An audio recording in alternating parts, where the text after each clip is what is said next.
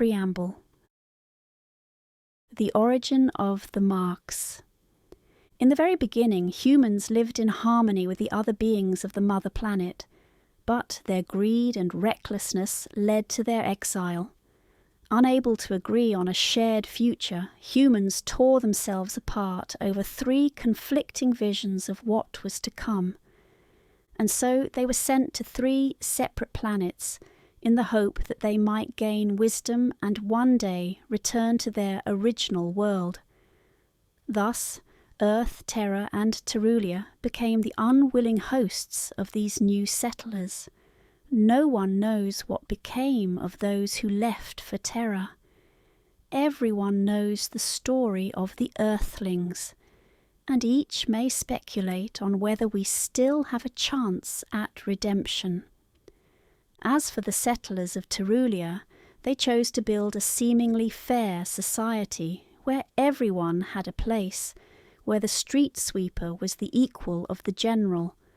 To them, true happiness meant flourishing by doing what one loved. Why should a doctor be more rewarded than a florist if both dedicated the same share of their lives to the community's well-being?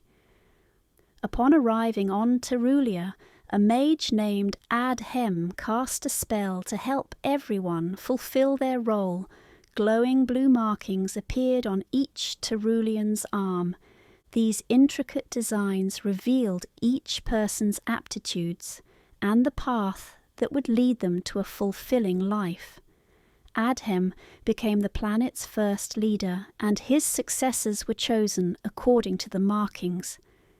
Centuries of peace and prosperity followed, in a gentle and harmonious world. Villages grew into cities and huts gave way to comfortable homes.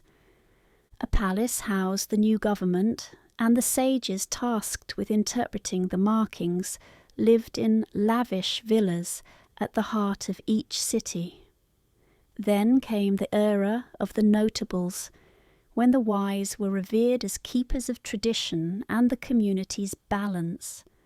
Why settle for a modest home just because your markings named you a lieutenant? That's what Zertha's ancestor thought before eliminating the last ruler and seizing power, shattering the balance in a single stroke. Dark years followed, during which the markings became no more than a physical trait, like hair colour. Their meaning eventually faded almost completely from collective memory. Only with Zurtha's downfall did the name of Adhem resurface. Furza, the new king, summoned sages from across the kingdom and asked them to restore everyone to their rightful place in society. No one can say whether the new sages had lost the ancient knowledge, or if they simply began passing down their titles to their children, unwilling to see them hold lower status, regardless of ability. What is certain is that today's sages merely assign sons the profession of their fathers. When our story begins, few on Terrulia are aware of the deception at the heart of their society. The people are unhappy. Violent deaths are on the rise among those who no longer find meaning in their lives.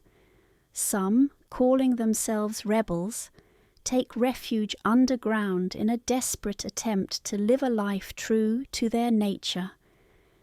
Galen, future king of Terrulia, doesn't see himself in the future that's been drawn for him either.